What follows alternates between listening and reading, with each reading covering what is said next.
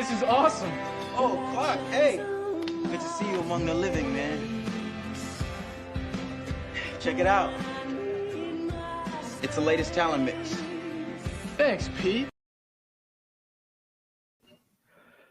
Good to see you all among the living. Hello, everybody, and welcome to the Talon Mix, the Smallville recap podcast that loves you no matter how many versions of you have been split into black kryptonite, some of which may be evil.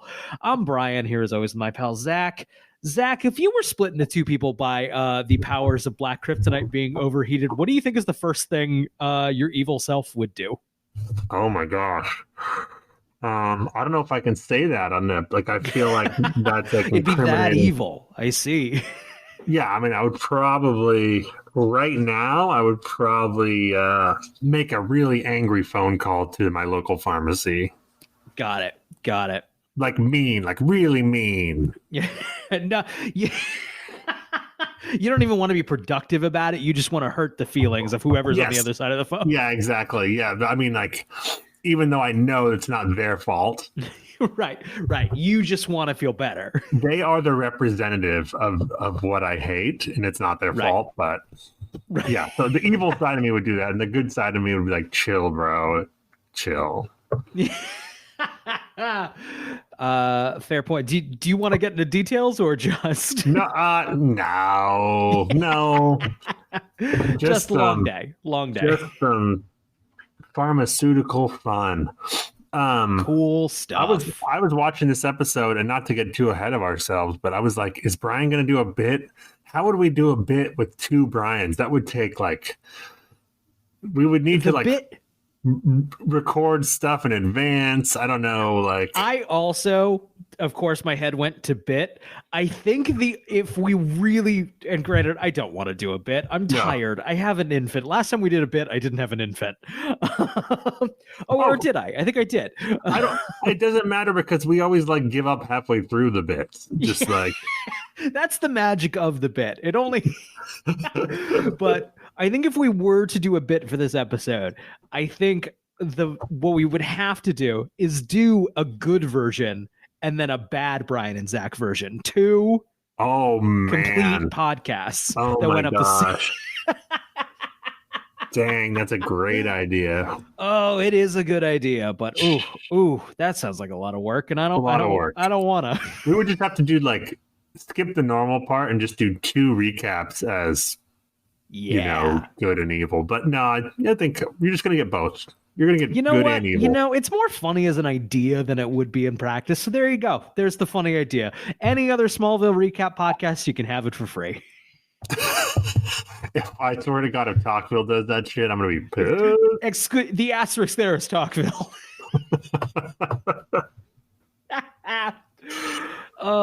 Zach, I feel like this has been kind of a notable pop culture week in regards to DC comics and films based on that with what the fuck is this Flash movie called? The Flash. It's just The Flash? Okay. Yeah. I believe it's we're recording this on Tuesday. I believe people are just getting out of first screenings at CinemaCon of an unfinished cut, and reactions are universally positive, it seems. Yes. Again, though, this is, of course, yep.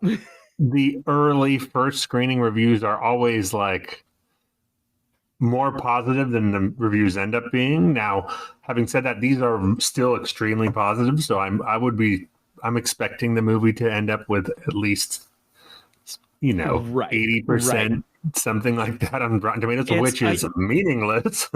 Right. Seriously. I'm seeing a lot of,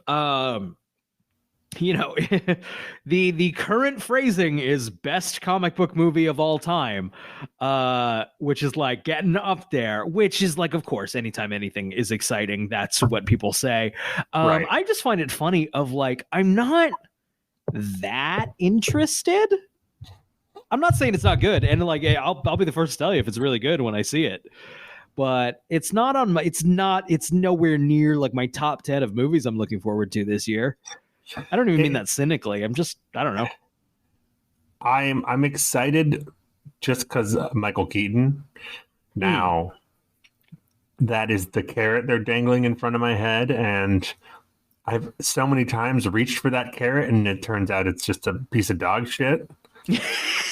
In the shape of a carrot, it's been painted. Someone went to there's a lot of craftsmanship in this shit carrot. So many times, but that's there you have it. I'm still going to reach for the carrot. This trailer got me a little bit more excited than the last one, I thought. Okay, I have not seen the trailer that posted today. Interesting. Okay, a lot more Michael Keaton in it. Okay. Interesting. So I believe everyone. I believe everybody that it's going to be pretty good. I'm excited enough that I'm going to go see it in theaters, which I'm trying to remember the last comic book movie I saw in theaters. It's been a minute. Sure. Same. I'm fully in. Surprise. It's not like I bitch about it every fucking week on this show, but like Marvel movies are fully in I'm just not gonna see it. I will probably see Guardians 3. I enjoyed those other two, but then I'll wait. I'll watch it on Disney Plus in a couple of fucking weeks. Oh, the last comic book movie I saw was The Suicide Squad. Right. I liked that one more than you did, but even I'm like, it was fine.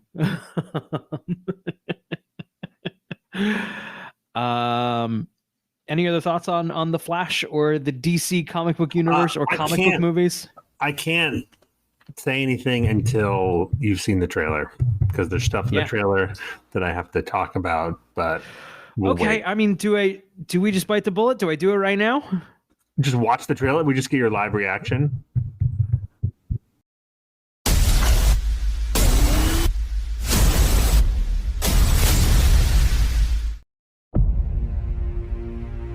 I lost my parents.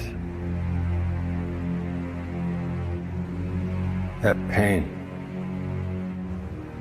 made me who I am. I spent a lifetime trying to right the wrongs of the past. As if fighting crime would bring my parents back. You actually did it. I can't imagine what you've been through. I love you, Monkey. You lost both parents in one day. Barry! Call 911 now! I went back in time to save my parents. But instead, I completely broke the universe. If you went back and changed the past, this world must die. You changed the future. Do you know what the symbol stands for? It means hope, right?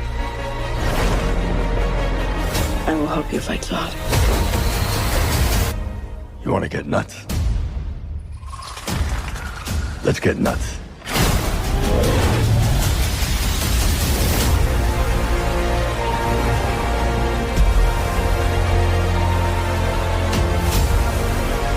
I have to undo what I did.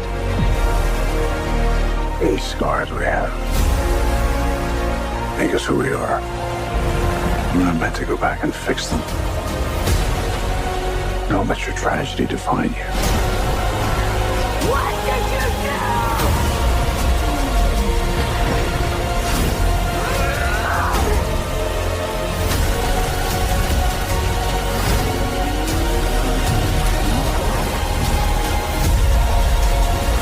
No matter what we do, we're not going to be able to fix this. No!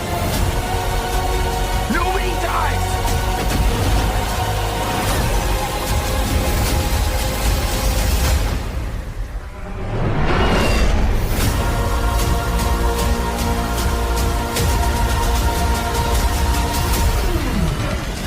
You're strapped to your parachutes. Hey, where's yours?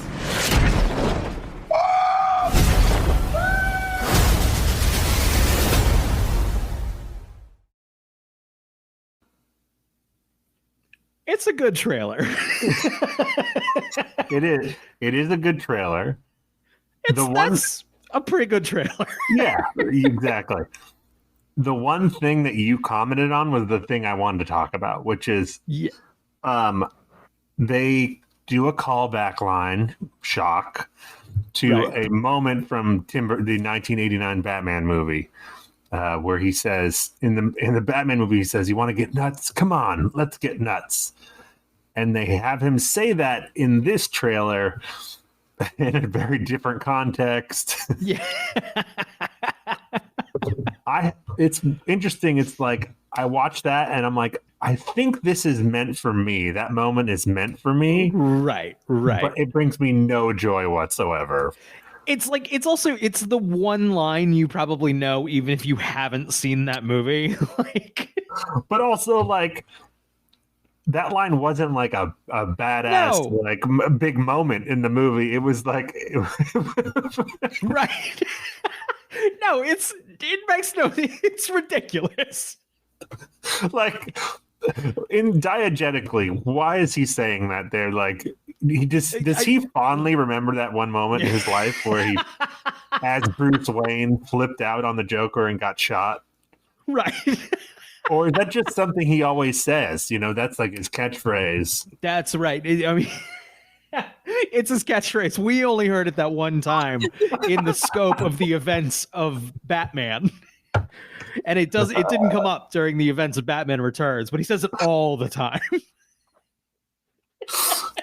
I'm going with that one. Yeah. That's Bruce Wayne shows up to parties and just says that. Just charity events in a tuxedo. It's like he's like there are T-shirts with it. Or Alfred is like takes him to the grocery store and he's like in the aisle with the nuts and he grabs like a can of almonds and he's like, or a can of peanuts and he's like, Alfred, you want to get nuts? Let's get nuts. And Alfred's like, ah ha ha ha ha. Okay. It's that thing you always say. Do you want nuts? No, I'm good. What other situations would he say that in? Just like he's angry at the pharmacy because they won't refill his prescription. You want to get nuts? Come on. I thought you were going to take a sip of water and then finish it. My lifetime goal is to actually have a moment where I yelled at someone. Just like, I hope so. I want that for you. And not in jest. Just like I'm having a moment. Right. I want that for you. I want that for you more than anything else. So if there's anything else you want for yourself, too bad. That's what I'm putting all of my karmic spirit behind. That you get to do that. Great trailer. A lot of CGI, whatever. That's fine. I mean, it looked good. Yeah. I thought. Granted, I watched it, on a laptop screen. I don't know how to look blown up. The Batwing looks good. It's fun to see that the Tim Burton-y like Batman stuff more through the lens of like a modern comic book movie. So worse, but interesting. Interesting. I have a question. Batman's more limber now than he was in the 1980s. Right. He's doing a lot of shit he couldn't do in some of those movies. That's for damn sure. I think now I want the version of the movie where he's still in a stiff silicone suit. Can't move his head. Yeah, right. It's the Flash himself is like half digital, but like there's still Michael Keaton like, ugh. I have a fucking migraine. Like you couldn't make the head separate from the body. Like technology has changed in the last. Right. It is funny of Batman famously in the movies they've had difficulty of the head, the cowl sort of like goes straight to the shoulders to give it that very Batman-y shape. And here's the thing. I like it. My favorite of the Chris Nolan Batmans, I think, is the costume in Batman Begins. I think that's the most Batman-y, even though It don't make no sense. No, that's definitely my favorite of the Nolan Batman costumes. But he couldn't move his head in that one either. Couldn't move his head? Well, that's the thing. And then I think they even make a joke about it in the next movie. Yeah. Yeah. But I don't know. There's something about that like Batman shape that I really like. So speaking of that, I assume the internet is talking about this. I'm really not following this movie. There is a little bit with a motorcycle. Christian Bale's not in this fucking movie, right? Christian Bale wouldn't fucking do that shit, right?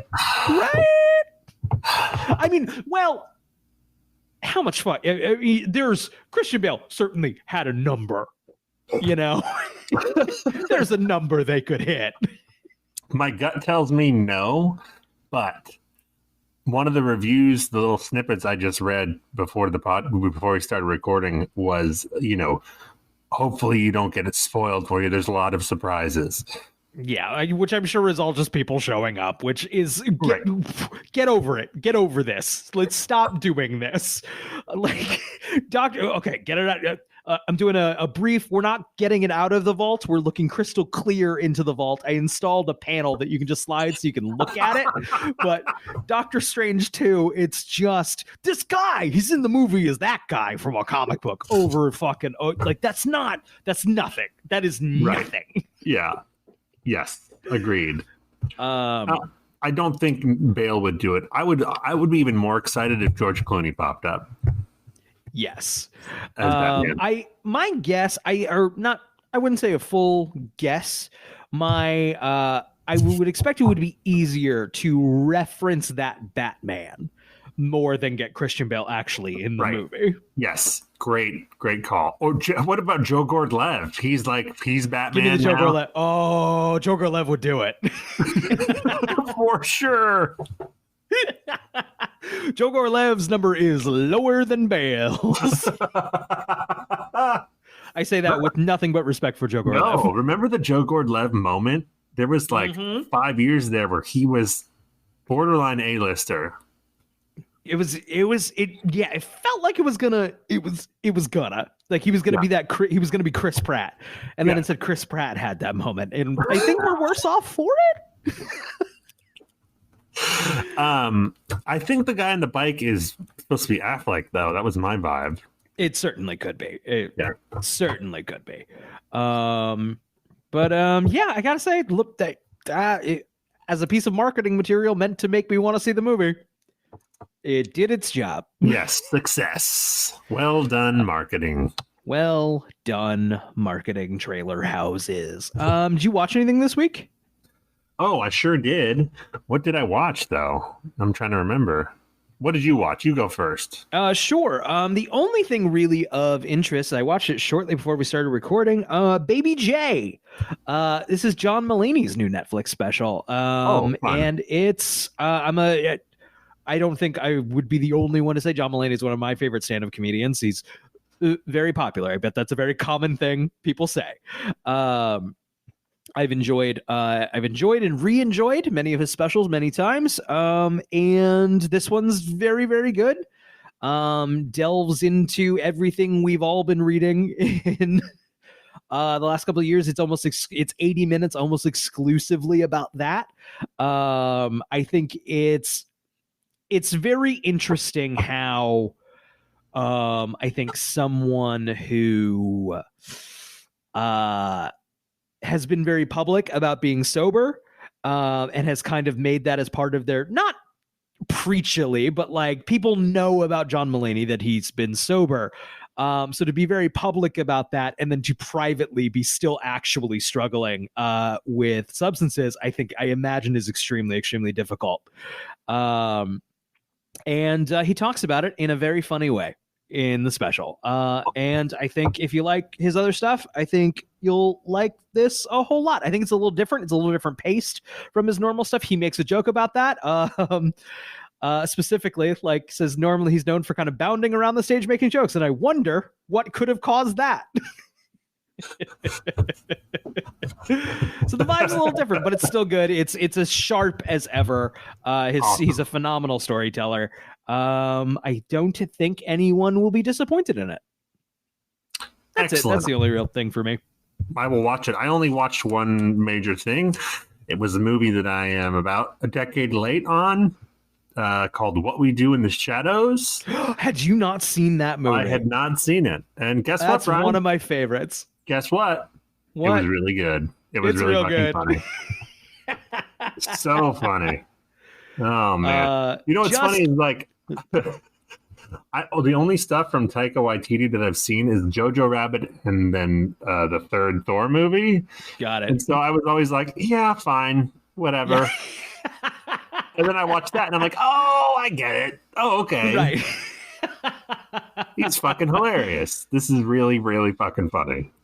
Hell yeah. I'm so glad you liked it. That's one I can just put on and just have a good time with. Oh, yeah.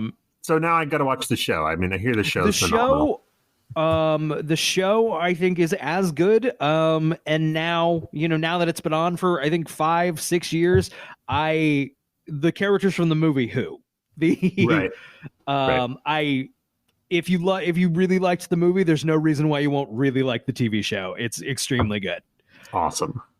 And then the characters from the movie show up in the show sometimes. Perfect. So there's one bit of pop culture news that we should discuss, and that is the Russo brothers trying to destroy art. Yeah, you sent me this article, and you were like, "Actually, go and read," because the I feel like we could have a whole conversation just from the headline, but you were like, "Actually, go in, actually read the quotes," and they're bad. Would you like to maybe explain what we're talking about? It was some article about the Russo brothers talking about how there's going to be an AI directed movie within 2 years, or that's their guess. Kind of like the Gray Man. Ayo! But the actual quote was they were talking about the future where you can just program yourself into a rom-com with whoever you want, like Marilyn Monroe. So you make Brian in a movie with Marilyn Monroe, and then you just sit and watch that movie. And what the fuck? What the fuck even is that? What is that? Don't get me wrong, and I don't mean this in a crude way. I mean this genuinely. The only application I see that for, that's not art, that's porn. You know what I mean? Exactly, that was my reaction. Yeah. Yeah. That is. I see its application for porn, end of list. And guess what, Brian? Maybe I'm in the minority here, but when I'm watching porn, I don't want to watch myself. No. I'm escaping from that. I can. No. You can watch yourself anytime. Just got a mirror. Yeah. It's like we're embracing narcissism in a whole new way. And I don't necessarily think they're wrong. I don't think in 2-3 years we'll be saying things like that, but like that might be a direction things are heading. And it doesn't make me feel good about the general public perception of art.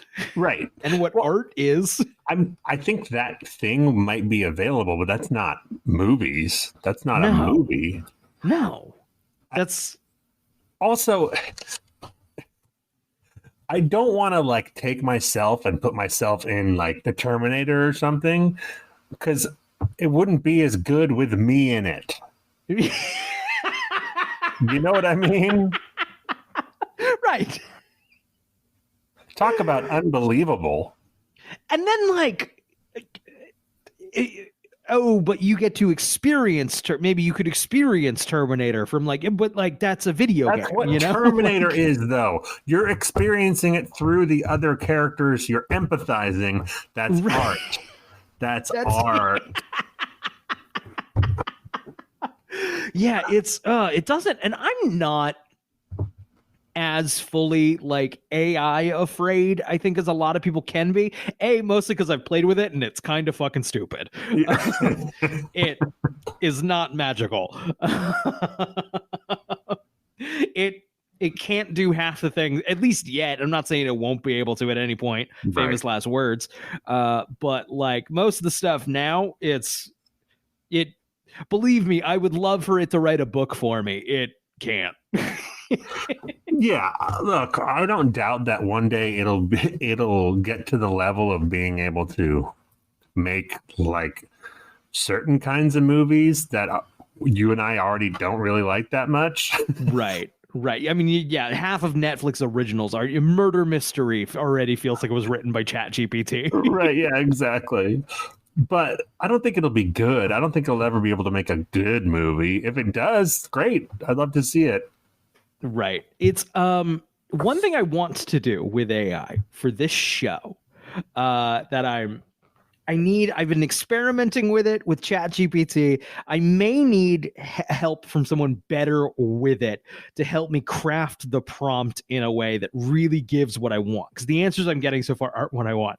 I want to, within ChatGPT, have it role play as Lex Luthor from Smallville with all of the information that Lex has at the moment, and then have Lex Luthor as a guest on our show.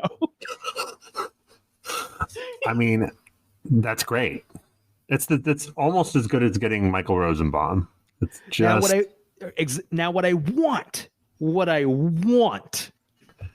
and this is what I've struggled with and I've tried to make happen. I want Lex Luthor, this ChatGPT roleplay, to not be aware that he's a television show character. And then I want to break that to him and deal with the fallout. On our podcast. I don't think we're there yet, Brian. I don't think the technology's there yet. To simulate a television character realizing he's a television, I think we can do it.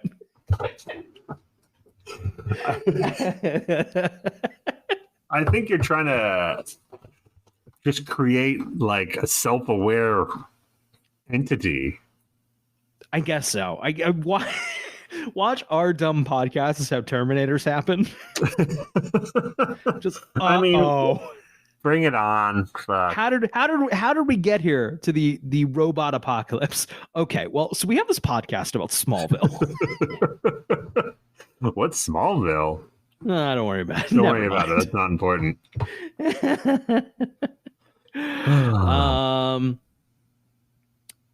So yeah, fuck that. Fuck that big time. Anything else to go over? I feel like there's 100 things I want to talk about, but I can't remember any of them. So isn't that the way? Yeah. All right. I guess we can get into Small. Yeah. Tucker Carlson, he's out. So I'm just not getting political, but maybe you and I can take that slot. Wow, I think we're going to talk about Smallville on it. Yeah, on Fox News, just on right Fox there. News. It was like, if let's say extremely hypothetically, not. I don't know what the alternative here is. In reality, let's consider this. We get a letter from Fox News like, hey, we like your podcast about Smallville. Do you want to do it on Fox News in Tucker Carlson's slot? I feel like that is an automatic yes, right? No matter what. Yes. We're changing it from within. To be a network fully about Smallville 24/7. But watch, you start hearing really like slanted stuff about Smallville. Like, we're really on board with the Luthors. Yeah. Maybe Lionel is the good guy.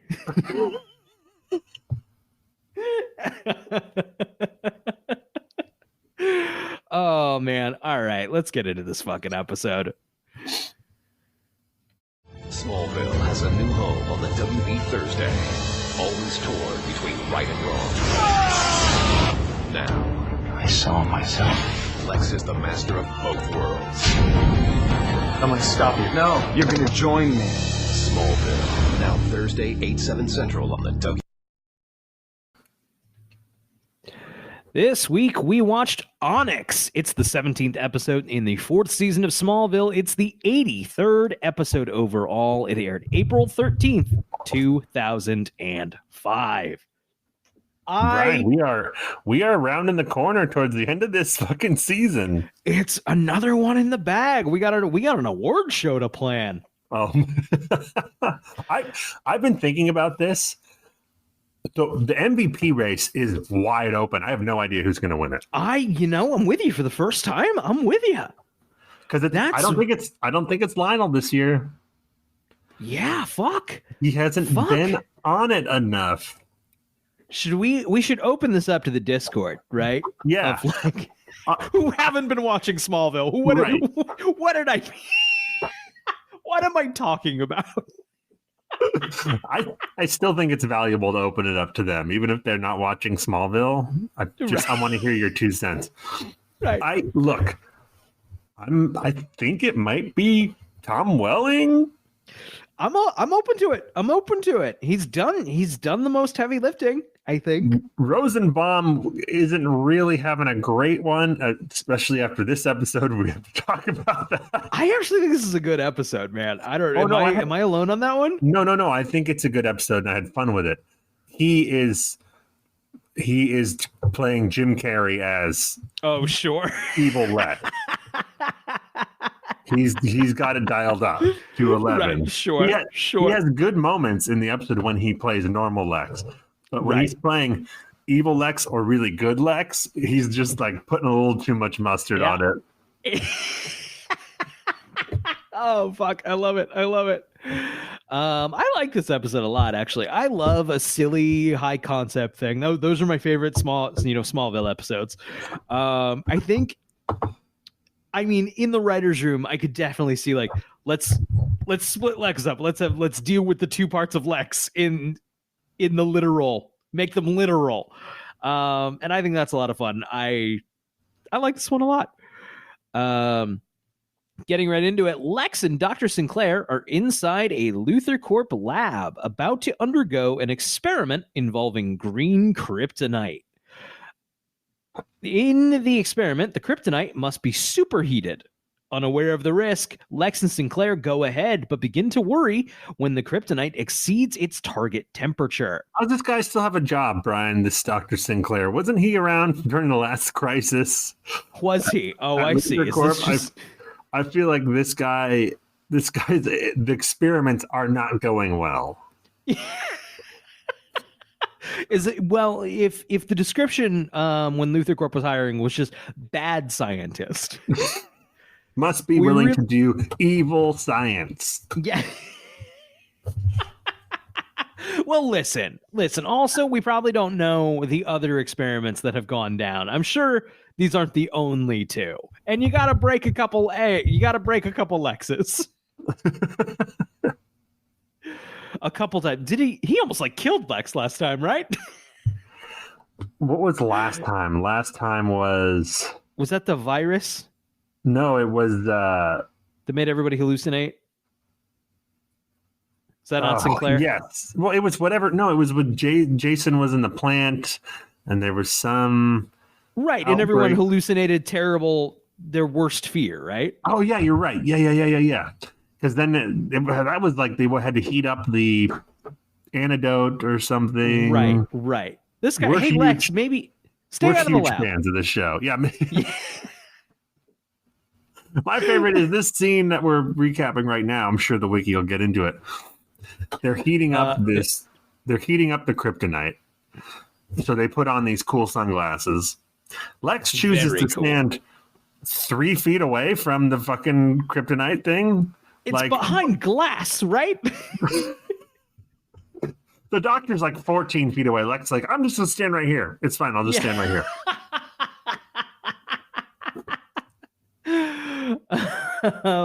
Unaware of the risk, Lex and Sinclair go ahead, but begin to worry when the kryptonite exceeds its target temperature. After an alarm sounds, Lex shoves Dr. Sinclair out of the way while he is caught in a burst of energy emitted from the kryptonite, which has transformed into black kryptonite. I like Lex is still Lex before he's split into 2 is still altruistic enough to like try to get the doctor out of there. Right. Yes. But he does shove him into a table and the doctor gets a concussion. Yes. I do think the show is at its best, and we haven't had it in a while, but like dealing with Lex is some of the best stuff on this show. I think my favorite parts are when we've got this dude who we kind of want to make it out the other side, but we know he inevitably isn't. Yes, that's the engine. Yep. Right. Like, oh, buddy, figure it out. Yeah, when he's not going to. You could be a great person. Instead, you're going to be a terrible person. Right. So this produces an effect where Lex is split in two, one of which is his darker alter ego. Shortly after falling to the floor, Lex, unaware of his split self, helps up the scientist and brings him to the hospital. Watching the two make off is the evil Lex, who is just realizing what has happened. The wiki is trying to get me to call the evil Lex Alexander. Oh, no. And I hate that. No. We talked about it when Clark is on Red K and they call him Cal. And right. No, I don't like it. But he goes by Cal when he's on Red K. He doesn't say call me Alexander in this episode. No one says Alexander. Do they? I don't think so. Just type evil Lex. That's less letters. Clark and Chloe go to visit Lex in the hospital because Chloe was like, I had a source who told me your fucking lab blew up. So here we are in your fucking business. Yeah, no, it was they come to the hospital and it's just like the writers were like, well, why are they at the hospital? And he's like, well, let's put a line in. And so Lex is like, why are you at the hospital? And Chloe's like, one of your EMTs is a friend of mine. Weird. And was like, how about just we were already here? We were visiting somebody else. I like that this EMT is like driving him to the hospital. Is like, I better call Chloe. I better call a high schooler. I know that she kind of knows him. That's inappropriate. But anything just fucking goes at Smallville fucking medical. Yeah, it's true. Next time through, we're just going to have to keep track of every insane Smallville medical thing. I mean, that's a lot of hash marks. Oh, it's going to be bad. Okay, so Alexander visits him and tells him what happened and asks if there is a way to reverse the process. No, I'm fucking ahead here. I jumped ahead. Okay, so Clark and Chloe are asking what happened. Lex says that he'll take Clark to the lab and show him what he was doing. Clark accepts, but Chloe says she'll stay behind and ask the scientist a few questions. Before Dr. Sinclair is visited by Chloe, Alexander visits him and tells him what happened and asks if there's a way to reverse the process. After the scientist asks for his notes back from the lab. Okay, so Bad Lex is like asking like, hey, is there any way to reverse the process of the thing that while like shutting the blinds to the hospital room, which is never good. If anyone is ever shutting the blinds to your hospital room, run. You are about to be murdered. Scream, yeah. I mean, anytime someone's like shutting blinds at any room you're in, just maybe want to like be more alert. And just look them in the eye and go, are you gonna kill me? Actually, don't do that. That's like the number 2 sign you're gonna get killed. But like, especially if it's not like sunny out, it's nighttime, yeah, right. Indoors, and we're closing blinds. Yeah. Hey, Lex, those blinds are fine the way they are, buddy. They're either gonna kill you or they're gonna flash you, and like either way, neither's good. Okay, Alexander puts air into his IV tube, thus killing the scientist. So Lex straight up murders a guy. You are correct, and that does not come. We don't deal with this at all when this gets resolved. Spoiler alert, at the end of the episode, they get the two Lexes back into the original Lex. And he does the Lex Luthor apology to her. Right, but we just forget about the fact that he killed a dude. Woof. Aren't you responsible if half of you killed a dude? You're probably still on the hook for that. I think does this room have cameras? This is bad, right? This is bad. It's remember how like it would be one thing if no one but Evil Lex knew about it because he's gone and that memory is gone. But Clark and Chloe know about it. Do they know he killed? Do they know? I guess what would the I believe they do. Medical... I believe they do.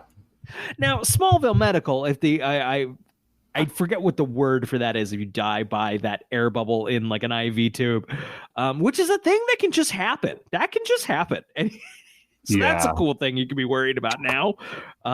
Anytime you go to a real hospital, not even Smallville Medical. Smallville Medical just pumps air into blood half the time, and they're like, why did they die? They haven't learned that yet. I guess like no one's looking into an accidental death at Smallville Medical. No, that's just it's like breakages or thefts at a large retail chain. It's just worked in. So Alexander then exits the room to find Chloe, who wonders why Alexander is there. Lex is there rather than at the lab with Clark. She asks if she can see the scientist. However, Lex says, I'm not calling him Alexander. However, just say evil Lex. Yeah, right. However, evil Lex says that he's sleeping and she has to come back later. His exact words are, come back when he's feeling more alive. Because he killed him. Oh, love it. Love it. Okay, Alexander then walks away when a code blue is alarmed for the scientist's room, and Chloe realizes that the scientist is dead. Dun, dun, dun. Yeah, there's a woof. They really sweep that one under the rug. He killed him. Though, when you're rich, I think you're actually allowed to do murders when you're a certain level of rich, and you can just make that go away. Right. I get that. I'm just... like for the audience, like Lex has killed someone. Yep. He's supposed to still be like on the fence between good and bad, and like it's like he's a murderer now. Yep, just straight up in all senses of the law. At Luthor Corp Lab, the good Lex shows Clark around and explains that he has been conducting experiments with plants, trying to get them to grow in the most harsh environments. He gives Clark an apple, but it tastes rotten. Lex explains that if plants grow anywhere, they don't have to retain they don't retain their usual taste. Then Lex opens a locker containing kryptonite samples, and Clark excuses himself, blaming the apple for his nausea attack. Clark once again incredible diarrhea. I was gonna say back to the IBS defense. Yeah, I have to take a shit. That apple. I have to poop. Weird, the experimental apple's not sitting well. Yeah. Oh, Clark, IBS would solve all of your problems. In the background, Bad Lex has overheard the whole conversation. Later at the Luthor Mansion, Lex is visited by his father, who is arranging a charity fundraiser, because Lionel's good now, and we love it. Lex agrees to come to the fundraiser on the condition that it's held in the Luthor Corp Plaza. Lionel is surprised by Lex's newfound generosity. When Lionel leaves, Bad Lex walks in and knocks Lex unconscious. Then concussion. Now, is that a half Lex concussion? No, this is fuck. Here's what do we do for back babies? Is the thing. I think back babies would be I think for a back baby that would count as a full concussion. Yeah, I think it counts as because he is two Lexes, and one of those two Lexes still counts as one Lex. Right. I think for all intents and purposes, this is a concussion. I guess the question is like, does that concussion count towards when he's put back together? Does that still count as a concussion towards the put back together Lex? Oh, I bet it's got to be rough on your brain. It can't be good. It can't be good. I'm counting it. I agree with you. I think it counts. Where does that put us towards our magic number of 16, which is the amount of concussions Johnny Knoxville has had, where he's been told by a doctor he cannot have another one? Brian, we are at 12 concussions. Holy shit. 4 more, and we're going to tie it. We're going to surpass it. There's no way.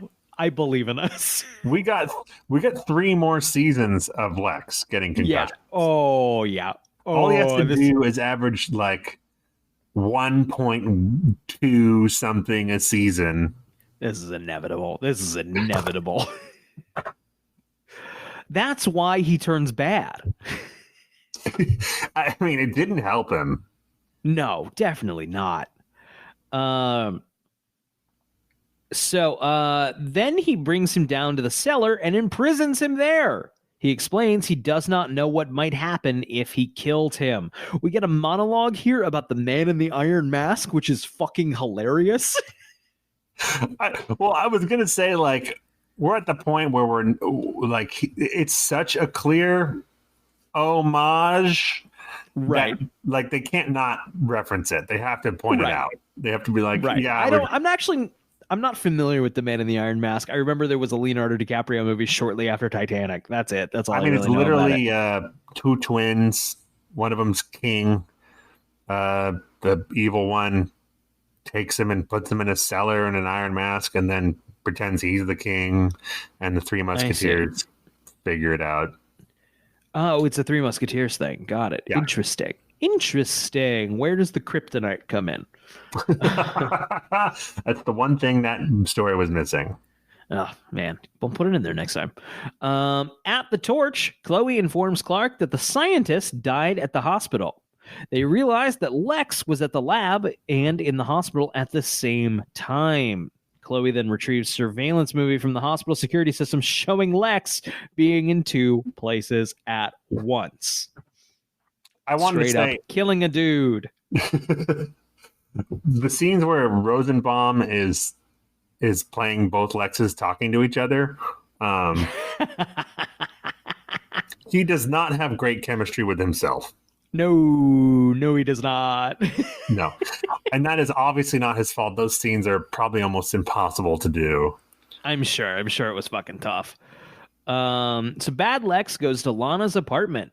He tells her that she deserves better than Jason. He then kisses her and tells her that she can be his queen.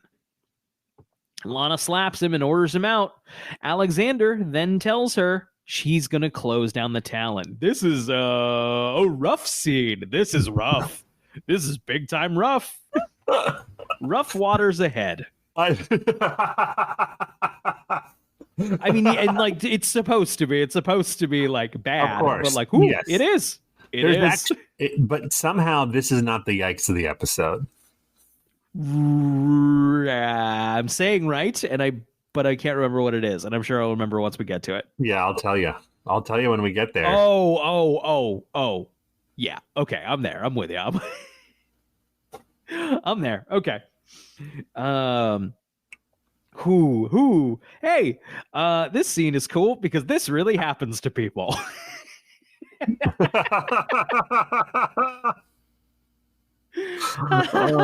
Everything's a nightmare.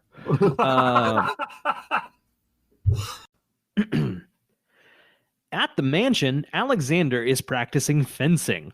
Lionel comes into the room. He asks him how he could invite him to the Luther Court Plaza and then cancel the thing behind his back. Bad Lex then quotes Lionel back to him because hell. And Rosenbaum is putting some mustard on the John Glover impression because helping those who refuse to help themselves is a waste of time and money, son. It's Rosenbaum's having fun with it. I can't begrudge him that one. No. I mean, any scene he has with John Glover is yes, very true. Moi. He challenges Lionel to a round of fencing and attacks him with his rapier while taunting him, trying to get the old Lionel back.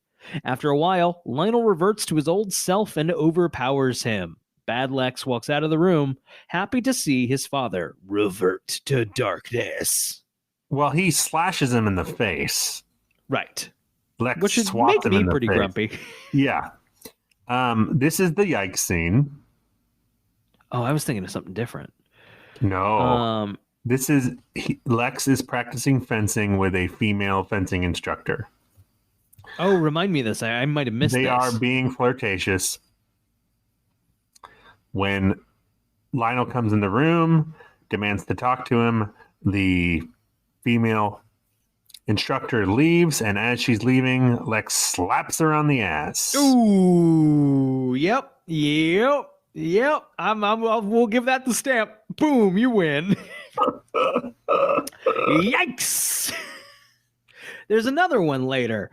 Yeah, but we get lots of yikes in this episode. Just a good. It's been a while since we have some real yikes. There's an evil billionaire about. True. Okay, so Clark walks in on Bad Lex, who tricks him into thinking he is the good Lex by talking about their trip to the lab. Clark explains about the split. Bad Lex acts surprised and tricks Clark and Chloe into the lab. Once there, he drops a large block of concrete onto them. Clark protects Chloe from the falling debris and brings her to the house, while Bad Lex watches. At the house, Clark tries to get Chloe to the hospital, but she convinces him that she is fine. Chloe questions how they were able to survive, but Clark refuses to come clean. Chloe gets a concussion there. Yep. Wow. A lot of head trauma this episode. So just real Chloe's quick, total. What's Chloe's total? I wish we don't keep track of individual characters, just Lex. Yeah, we should have, because I feel like Johnny K would be up there too. Right. Next time around. Yeah. The scene with Lionel where they're fencing, is that a callback? Because I feel like in season 1, he's trying to get his dad to do something, and he says, if you beat me at fencing or whatever, then you can do this thing, and then he wins. And in that scene, Lex is like, if you beat me at fencing, then I'll let you host your charity event. I feel like it's a callback. Maybe. Yeah. If it is, we'll see it in the notes. Yeah. Okay, in the barn, Clark encounters Bad Lex, who tries to coerce him into joining him so that they can rule the world together. I think this is some fun stuff. I think this shows, as cheesy and as goofy as it is, I think it's fun to see unrestrained Lex in supervillain mode, and like exactly why the relationship with Superman is doomed is this part is inside of him, you know? Right. That is like, we could take advantage of this. That's where I'm on the books. I don't think you fully agree, but I think if Clark were to let Lex in on the secret, I think with the best intentions, I think Lex would do something wrong. Now, I think we're at the point now, yes. Sure. Early on, I think there was still time. He's been fucked. I mean, Clark let him rot in a mental institution and get electrocuted. Yeah, there's no coming back from that. Rather than tell him his secret. So yeah, it's too late.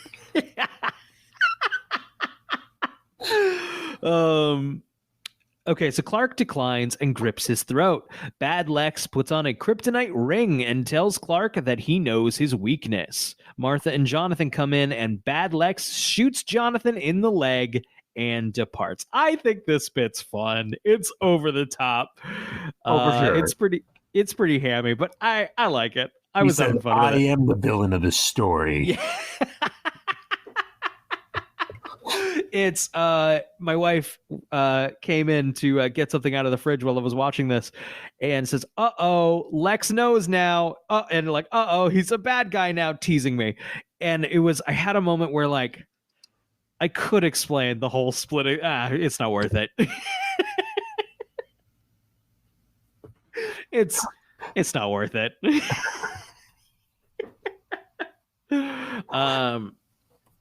So next time she's on the show, she's going to be like, wait, I thought, and then I will have to explain in detail that no, you see, black kryptonite caused Lex to split into good Lex and bad Lex. And then she'll be like, oh, and now God, they simply don't remember.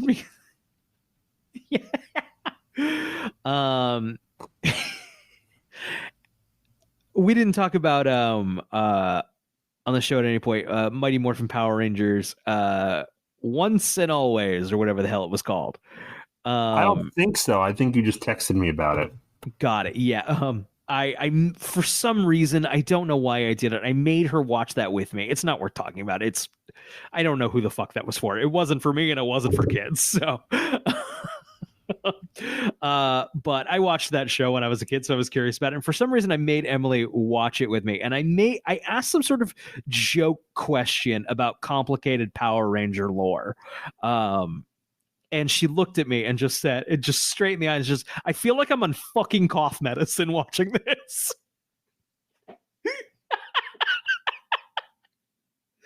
That's my review of Power Rangers Once and Always. So after taking Jonathan, I like your Letterboxd review, which is like you made Emily watch it with you, and now you think she genuinely loves you less. I think in a way she would never admit, but deeply feels in her core. Just the little, not a measurable amount, but certainly Sure. The level went down and a little bubble rose up in like the water cooler, like people still walking by. No, hey, is the water full? Yeah, basically. But there was a cup has been poured. After taking Jonathan to the hospital, Clark goes to the mansion searching for good Lex. Using his super hearing, he hears his moans and super speeds to free him from the wine cellar. However, Alexander expects that and overpowers Clark using his kryptonite ring. Lex and Alexander fight until Clark uses his heat vision to turn bad Lex's kryptonite ring into black kryptonite, fusing the two Lexes together. Convenient. Just having to use the power of your boners. My best friend is two guys and they're wrestling. Ah!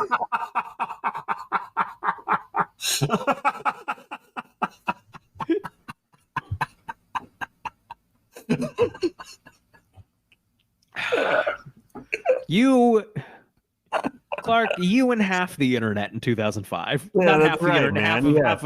half of Smallville fans on the internet. Yeah, the Klex fans. I'm sure there has to be in the infinity library that must be Smallville fan fiction, which we haven't dived into, but we should on a Patreon at some point.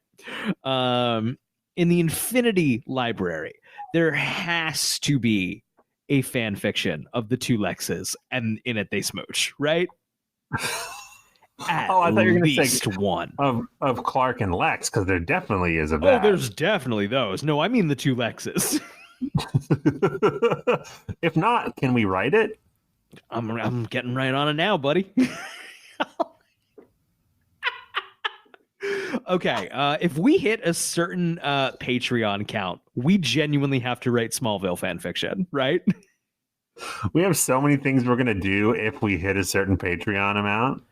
I mean, I think this is a big number because I'm very lazy and I hate writing. Love having written. Yes.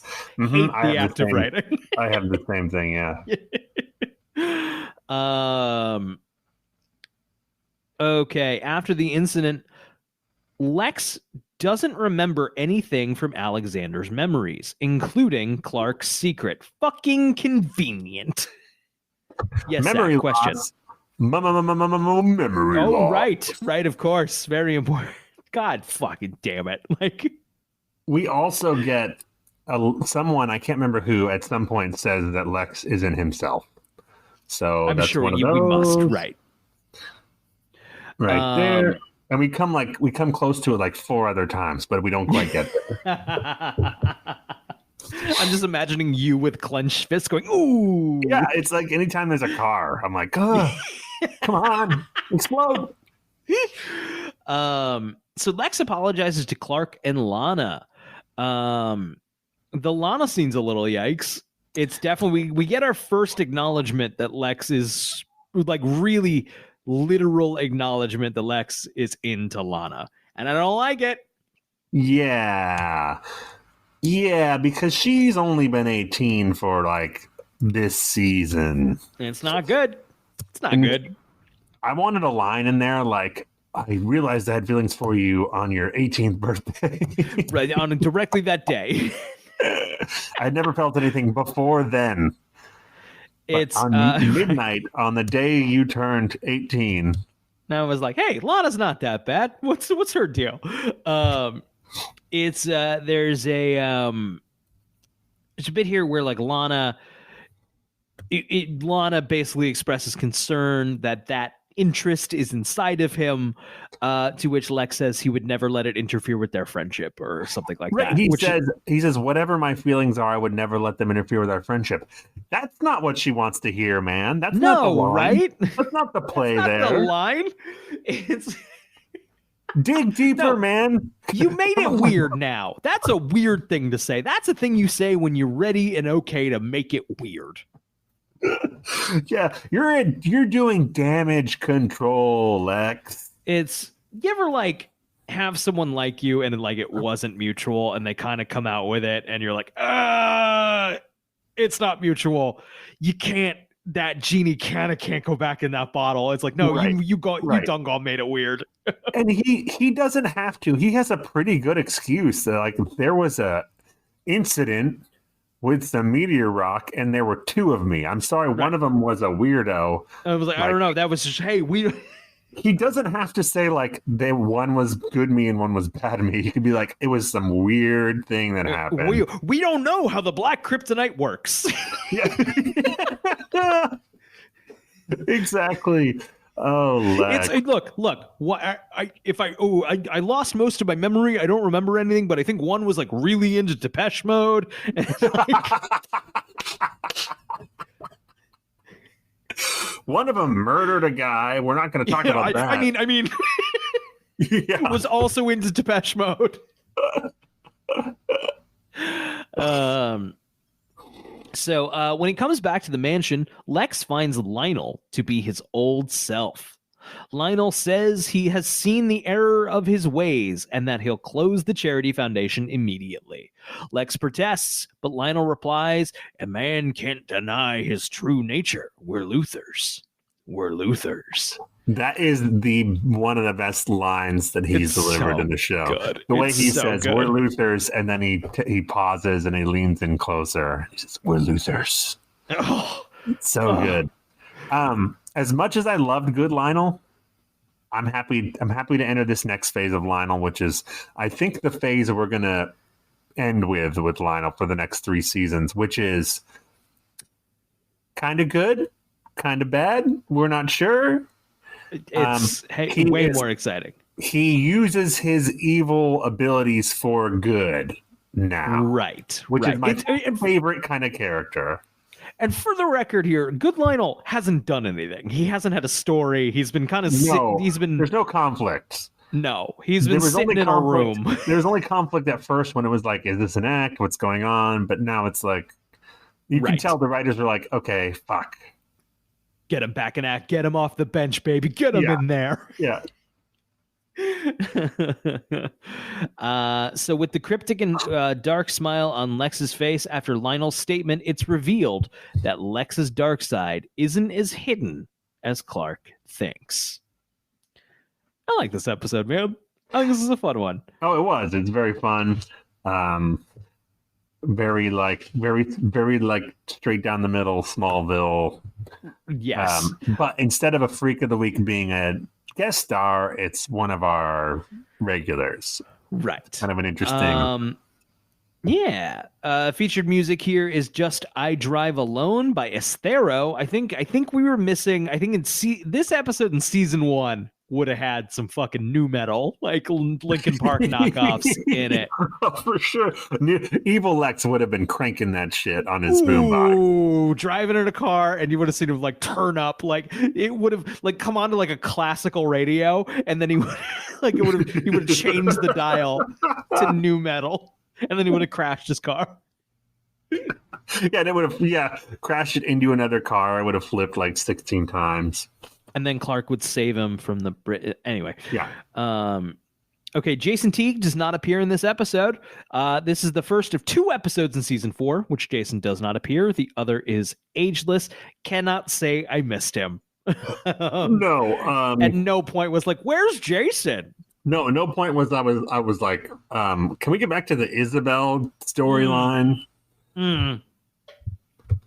Although I will say, if memory serves, the next episode, Ageless, that he's not in, is one of the worst episodes in the show's history. Now, baby. That's not until a couple weeks from now, but I remember being like, oh, this is the Drex. Oh, man, I can't wait for that. I say now, I'm sure I'll be like, fuck. Yeah, right, yeah. Okay, this is interesting. The production crew and fan sites refer to the evil Lex as Lex and the good Lex as Alexander, presumably referring to the fact that Lex's loving, warm, and good-natured mother referred to him as Alexander, while his derogatory father refers to him as Lex. Both incarnations are referred to as Lex on screen. Then why did you do the opposite in the summary, Wiki? I don't know, man. I don't know. Shelby the dog appeared in a deleted scene of this episode. You think he still got paid? I surely, yeah. That's how that works, right? But he doesn't get residuals. How does right, no. If counting Dream Lex in slumber, this is the 4th time that Lex has discovered Clark's secret. Should we count Dream Lex? No. Should be diegetically, right? No. So this is the 3rd time Lex has discovered Clark's secret. The other time was when he saw Clark use his abilities and hug, but forgot after the blah, blah, blah, blah, blah. We did it. We did this fucking recaps. Oh, this is funny. In this episode, when Clark used his heat vision on green kryptonite, it turned to black kryptonite. However, when Clark used his heat vision on green kryptonite in Whisper, the beam of heat was reflected back at his eyes and blinded him. Different kinds of kryptonite, maybe. Yeah, that's it. This was more refined. This is the experimental Luthor Corp kryptonite, okay? Right. Okay, we got here. Evil Lex challenges Lionel to a fencing duel in order to see whether Lionel is worthy to be his father. This is reminiscent of the duel in which Lionel challenged Lex in Hothead. There we go. Let's see here. This episode marks Lex and Lana's first kiss. Gross! It will never not be gross. It will never not be gross, and this is first of many Lex and Lana kisses, unfortunately. This is funny. Evil Lex says, oh, by the way, I'm closing the Talon. He wouldn't be able to do this since Lex made sure it was impossible for him to do so in a previous season. He did. Yeah, that's right. Because he was evil for some reason randomly in that episode and then said he was closing it down. And then he said, at the end of the episode, when he was back to normal, he did the, I made it impossible for me to do it in the contract. Though, it does specify here, Lana did sell her ownership of the Talon to Lex to go to Paris. So Lex is now the sole owner. Ooh, yeah. Okay, which could be, which is probably a whole new thing, whole new ballgame. He could, yep. Mm-hmm. Yeah. Here, Evil Lex's offer for Clark to join him and rule the world makes another parallel between them and Devil Kiss and Warrior Angel. What a coincidence.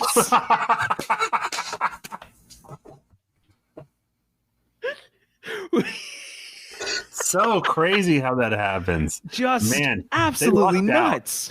They really lucked out with that. Thank Warrior God Angel. This is the comic book they came up with. It'd be...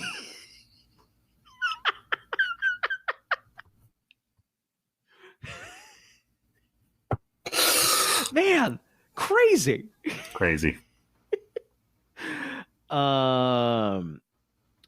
Okay, just looking at here we go. In other media, this always means stretches. I'm cold reading this long paragraph, but I'm skimming it, and I think it's a stretch.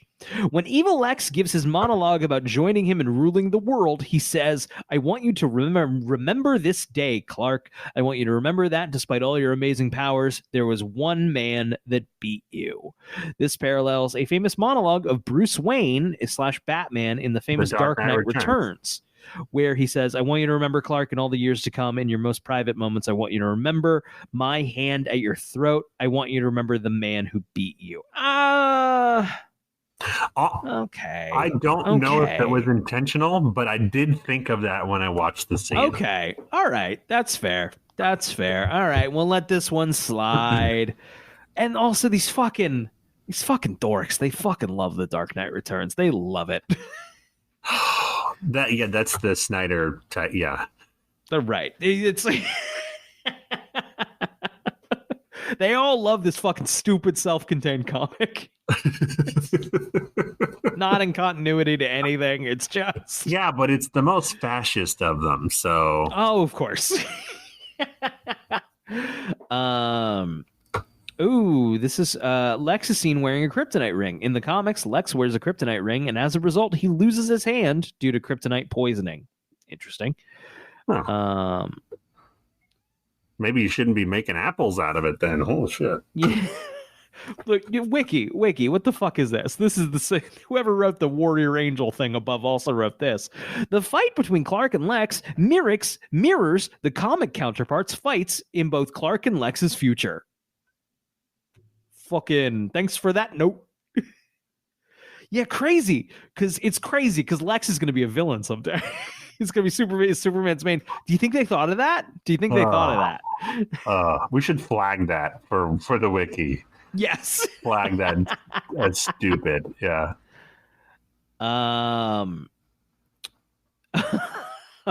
Working titles for this episode were Lex's, plural, which I like, and Fissure. The WB promoted this episode as Lex versus Lex. Michael Rosenbaum tells a story at panels that when he told Tom Welling he should have been paid twice for this episode since he played two characters. Tom laughs back that that's not how it works. And you're right, that is in fact not how it works. Yeah, that's true. That isn't. The idea of a good Alexander is portrayed in Fracture and also in season 10. Okay. Okay, it could be argued that when the two halves of Lex were merged at the end, that his evil side remained dominant, and thus this is the episode where Lex begins to truly change from good to evil. Shut up! No, it can't be argued that, by the way. It cannot. No, because that's stupid. He's full on evil. Thing. Yeah, he's full on evil, and then he goes back to being kind of good and kind of bad. So I don't know what the fuck you're talking about. Smallville is potentially arguing that Lex would be fine if he hadn't blown up some fucking kryptonite. Shut the fuck up. You child. How dare you have a dumb fucking thought about a teen soap opera? How dare you?